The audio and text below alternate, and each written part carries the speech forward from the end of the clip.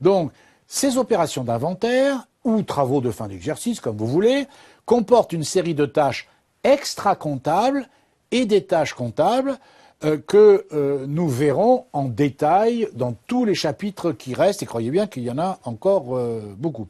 Mais quand même, on peut brosser l'articulation.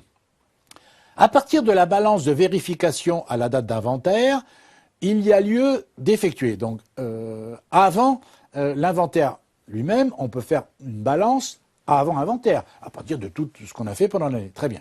Et qu'est-ce qu'on va faire? On va d'abord faire un inventaire physique des éléments du patrimoine. Inventaire physique, par exemple, des stocks, de ce qui reste en stock, quelle valeur de ce qui reste, etc. Par exemple, inventaire physique de toutes les immobilisations que possède l'entreprise, d'accord, les actions, les obligations, les valeurs mobilières de placement, mais aussi, enfin c'est pas théoriquement, mais aussi les biens, les immos corporels, incorporels, etc. Un inventaire pour savoir exactement ce qui lui reste, d'accord. Ensuite, on devra enregistrer des écritures dites d'inventaire. Vous voyez, donc l'inventaire physique des éléments du patrimoine, c'est ce qu'on appelle des opérations extra-comptables. Mais après les opérations comptables, enregistrement des écritures dites d'inventaire en 2 temps, des écritures éventuellement de régularisation ou de redressement des comptes, telles que les écritures d'amortissement, de dépréciation, de provision, d'ajustement des comptes de gestion. Ça, c'est ce qu'on appelle des écritures de régularisation ou de redressement des comptes, et éventuellement des écritures de reclassement ou de regroupement qui vont conduire à la détermination du résultat. C'est ce que je vous disais tout à l'heure.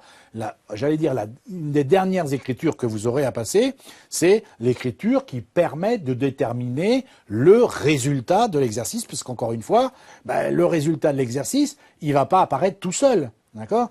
Pendant toute l'année, on a enregistré des produits, on a enregistré des charges. Les produits sont au crédit d'un compte 7, les charges sont au débit d'un compte 6. Mais moi, j'ai besoin d'un compte qui s'appelle résultat de l'exercice. Il y a une écriture à passer, on le verra bien sûr pour cela. Et enfin, bien sûr, là aussi, nous en avons déjà parlé et nous en parlerons souvent, et c'est même la base ensuite de pas mal de choses, dont l'analyse financière, le contrôle de gestion, etc., l'établissement des documents de synthèse, donc tels que le compte de résultat, le bilan et les annexes.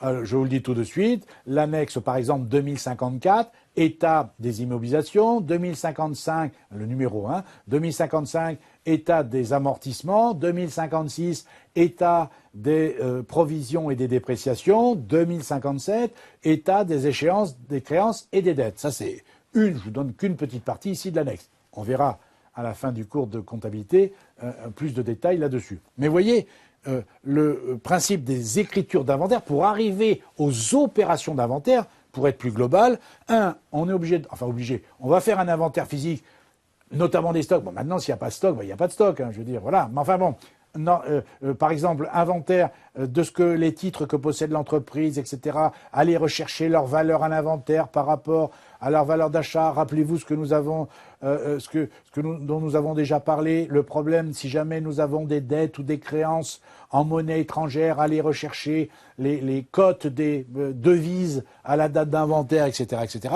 Donc ça, c'est de l'extra-comptable. Et après, en fonction de toutes ces informations, comptablement, là, cette fois-ci, autrement dit, des écritures à passer, d'amortissement, de dépréciation, de provision, d'ajustement des comptes de gestion, on est bien d'accord.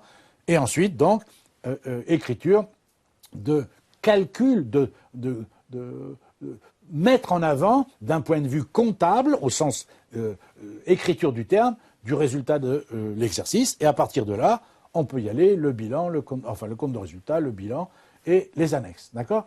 Tout ça, ça s'appelle les opérations d'inventaire et ça va faire l'objet de tout le cours d'introduction à la comptabilité jusqu'à la fin. Donc il y a pas mal de travail, mais vous allez y arriver, il n'y a pas de souci. Le plan des opérations d'inventaire.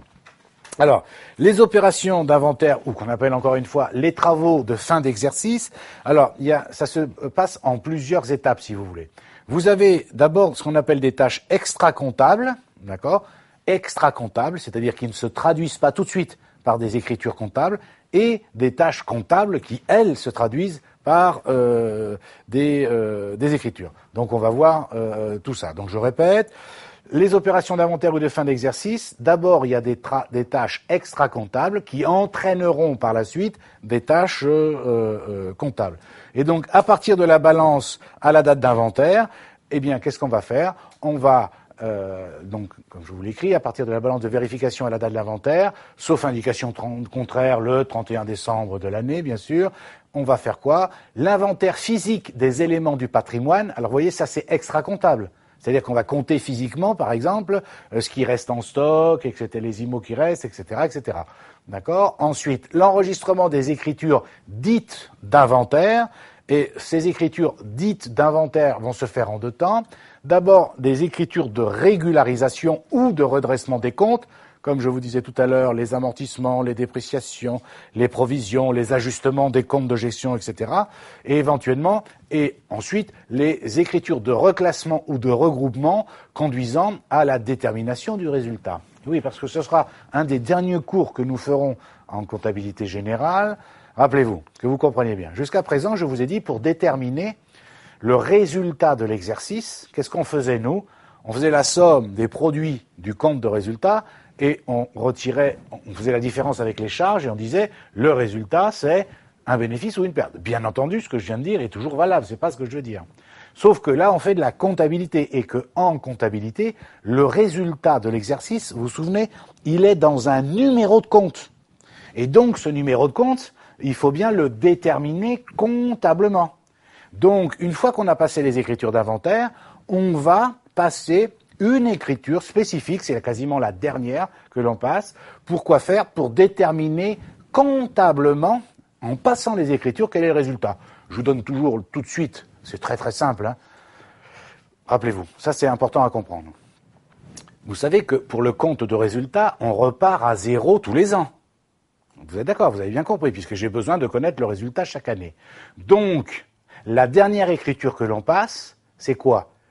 C'est supprimer tous les comptes de charges et supprimer tous les comptes de produits pour les remplacer par un seul compte qui sera le résultat de l'exercice. Est-ce que vous me suivez?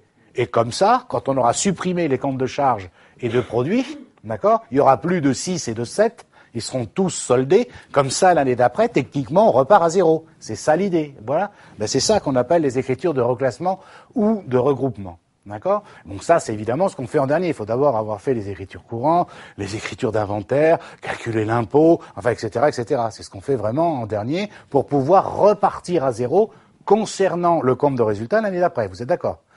Attention, ne mélangez pas tout. S'agissant du bilan, le bilan, lui, il n'est pas remis à zéro tous les ans. Ce qui était vrai le 31 décembre est toujours vrai le 1er janvier au matin. Est-ce que vous êtes d'accord? Tandis que concernant le compte de résultat, les charges et les produits qu'il y a au 31 décembre, le 1er janvier, quand on repart, on repart sur la deuxième année, c'est remis à zéro. Contrairement, évidemment, au compte de bilan. Et puis ensuite, une fois qu'on a fait tout ça, on établit des documents de synthèse tels que le compte de résultat, le bilan et ce qu'on appelle l'annexe. Et donc, nous verrons ça en temps voulu. Bon courage, à bientôt. Au revoir.